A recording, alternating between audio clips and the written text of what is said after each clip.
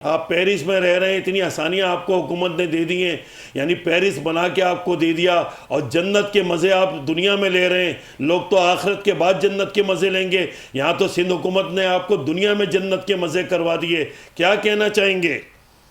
بالکل آپ درست کہہ رہے ہیں۔ میں پیرس سے ہوتا ہوا، برلن سے ہوتا ہوا، پھر اب جنت الفردوس میں داخل ہوا ہوں، اور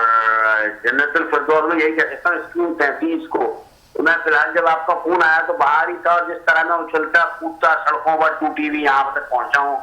تو وہ وہی اس کا اندازہ ہو رہا ہے۔ تو اب آپ نے بات کی ان چیزوں کی، تو آپ اس کا ریڈ لائن اس وقت بڑا موضوع بنا ہوا ہے کہ لیکن وزیر اعلیٰ سندھ نے معذرت بھی کر لی، سارے کام کر لیے انہوں نے، اور بالآخر 4 سال بعد وہ منصوبہ انہی کو دے دیا گیا جنہیں دینا تھا، یعنی کہ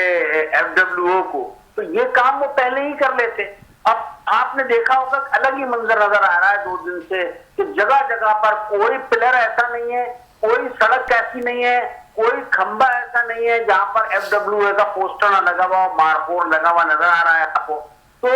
آپ نے جب ان کو دینا ہی تھا تو آپ پہلے دے دیتے، کم از کم وہ وقت پر مکمل تو کر دیتے۔ اور میں یہ سمجھتا ہوں کہ جتنی کراچی کے لوگوں نے اپیلیں کی ہیں، کراچی کی بدحالی پر، کراچی کی ٹوٹ پھوٹ پر، کراچی مطلب لاوارث شہر کو مارشل سے کہتا ہی چلا آ رہا ہوں، تو مارشل عاصم منیر صاحب نے